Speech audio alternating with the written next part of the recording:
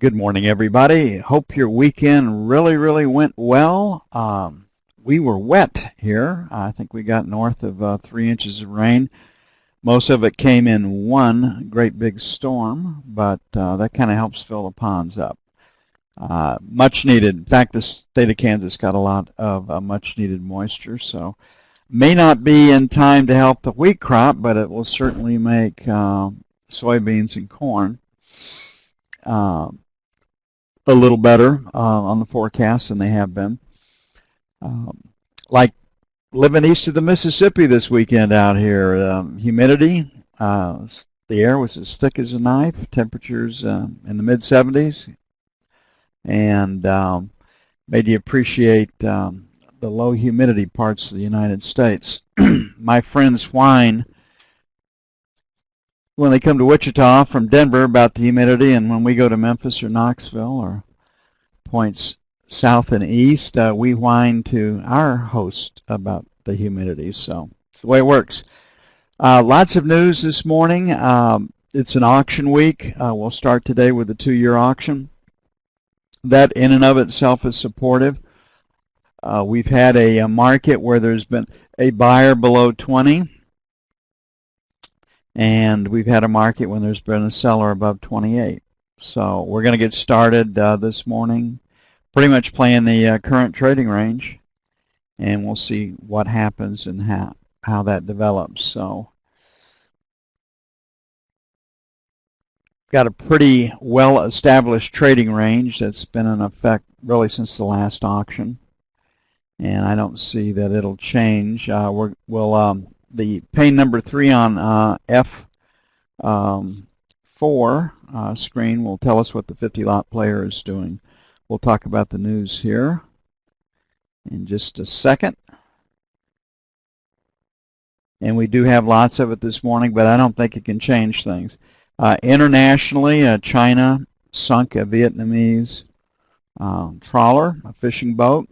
There has been no official reaction from Vietnam's government to China's. Probably won't be, but if I had a Chinese factory in Vietnam, someplace I'd expect riots, and if I were a Chinese national in Vietnam, I would expect to need bodyguards if I went outside of my normal enclaves or routes. Okay, this morning we have a ton of news to get through. The major focus will be durable orders. Now, durable orders swings a lot because of transportation. So durable orders is expected down -0.8%. And Boeing swings that number, and defense orders quite a bit.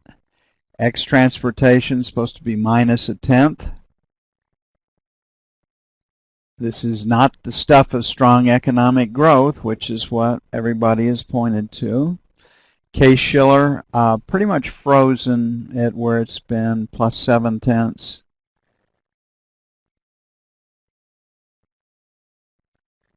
Will not cause a market reaction. FHFA housing price index will not cause any kind of a market reaction, but it's going to be what it has been of late, +0.5%. PMI flash services, positive for growth, showing the service industry at 55.4.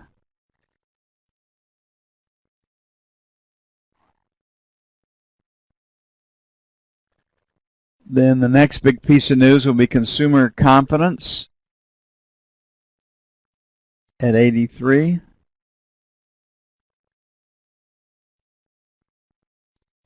Richmond Fed at 9.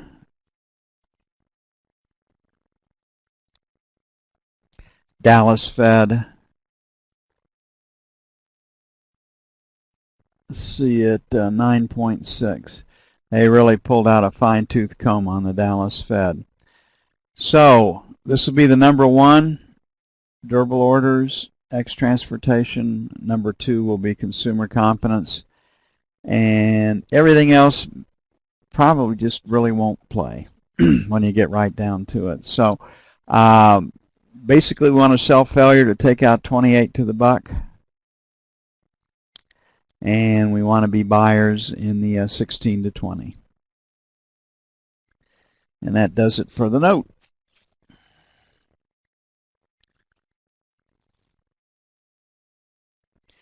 Looking at the bond,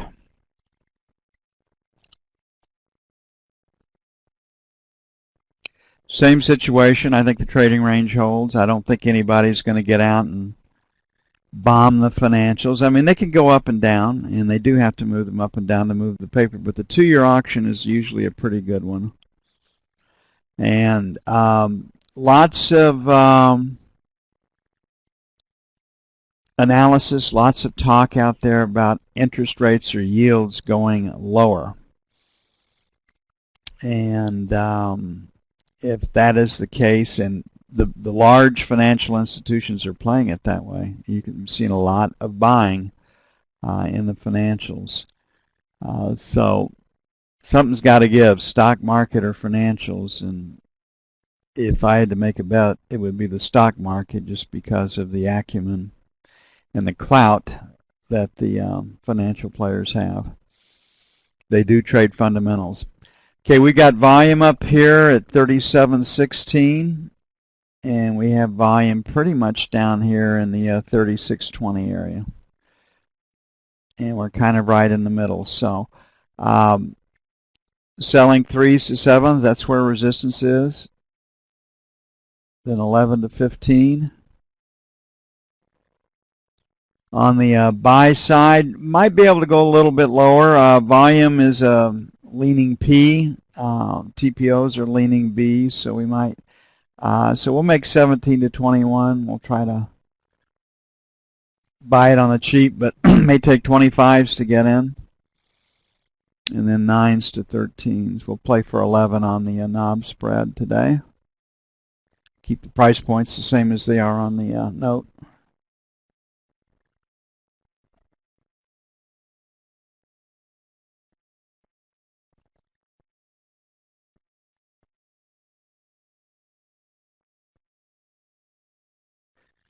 Okay, gold's pretty quiet. They are not reacting to the incident in the South China Sea or to the fighting that's going on in the Ukraine right now. The new Prime Minister of the Ukraine is going to take back the eastern Ukraine.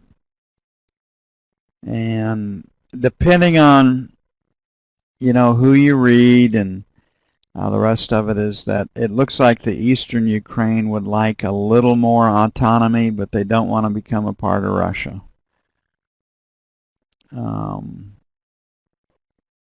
I think that would make sense. I think everybody would like that. And the eastern Ukraine is the industrial base of the Ukraine. The western part of Ukraine is where the grain and the agriculture comes from. And Russia's been pretty noticeably quiet. Last week, Putin started to back off a little bit. Started to play like he'd gotten pretty much what he wanted, and that's my guess too. So we've taken out this 85, 87 area. The next place is this low volume number down at 75, 77. We're at 82. You can see that the movement started right at midnight last night. London's last rotate up was 86. So this 85, 87 is going to be sell 1 based on London. And then 90, 92 will be sell 2. And we've got to continue to trade lower this morning. We'll put our first buy. We'll give it a little room, 75, 77. Maybe take 80s to get in.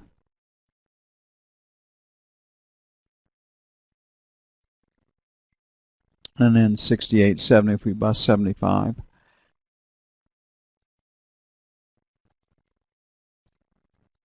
And again, the selling in gold is primarily because of the lack of large institutional play. They don't think gold has the chance to really appreciate this year, and so as opposed to holding or owning something that doesn't pay a dividend or isn't trading with the stock market, they've chosen to take their money and move elsewhere.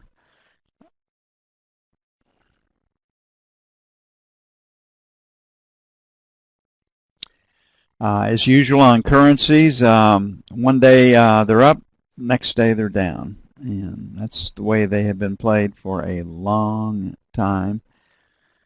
And that's where we are on the euro. So the dollar was up at the end of the last week. Dollar is down today. The euro and the yen are up a little bit.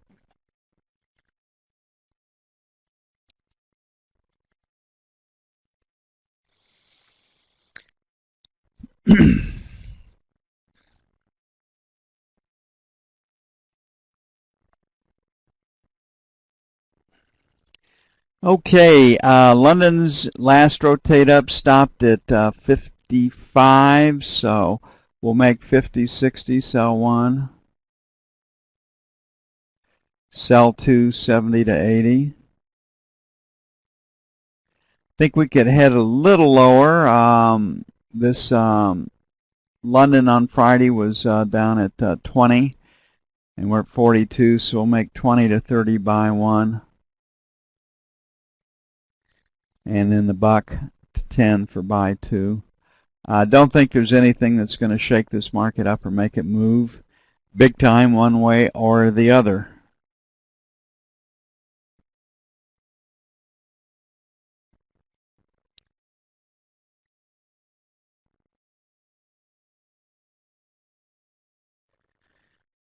Okay, crude, if people really believe that the fighting was going to escalate between China and Vietnam, or China and anybody, or Russia and the Ukraine, crude would be higher.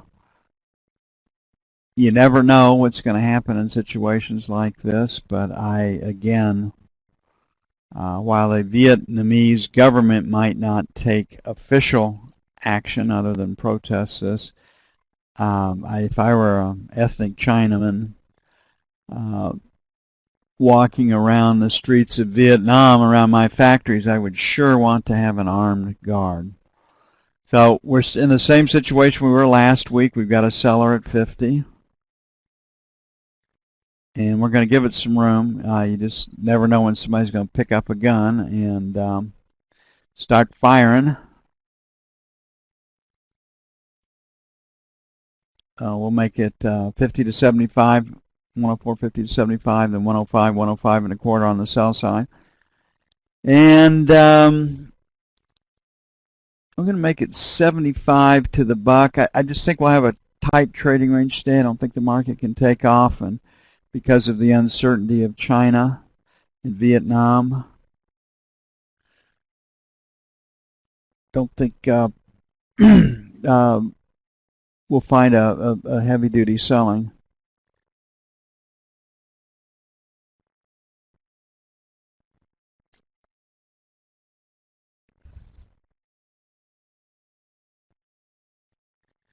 Okay, the E-mini is pointed higher,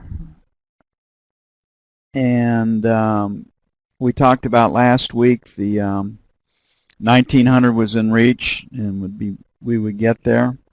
And so the issue is how high can we go? And normally they move above 25, and it usually takes a while. So that 15 to 17 area, then usually that 35 area. When you take out a 1700 and 1800 is where you start to find at least some serious profit taking. So this market is pointed higher this morning, and I don't see any reason for it not to trade higher, or at least try to extend the overnight session range.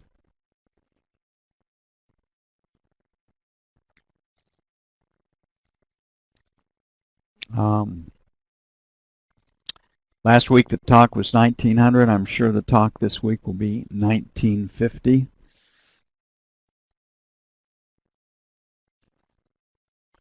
Get through that, then it'll be 2000. It's just the way that it works. So right here we have a pretty clean break at 1900. So this 1900 area, 1902, very aggressive, but it's where the market is, the structure is. Buying against 1900, letting them get stops below 19. I think it's a pretty good play, the 95, 97 for buy 2. The focus of the news will be factory orders, ex-transportation. Durable orders, ex-transportation. Probably the easiest trade to see is failure to take out this 06 area. So 06 to 7.5, failure to get through it. Then 9 to 11 will be sell 2. And probably sell 2 makes a little more sense. If you add 15 to 1900, 1902, that takes us up to this area, 1915. So this is probably a trading target that's reasonable.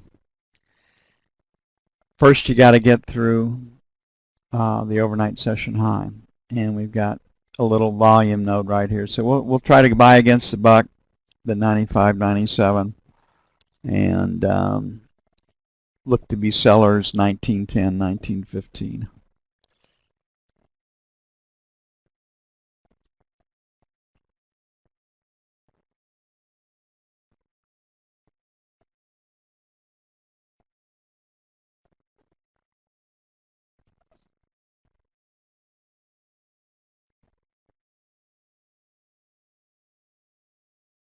That's all I have right now. It'll take about 15 minutes to get everything posted. I'll be back up as soon as I can, and in the meantime, good trading.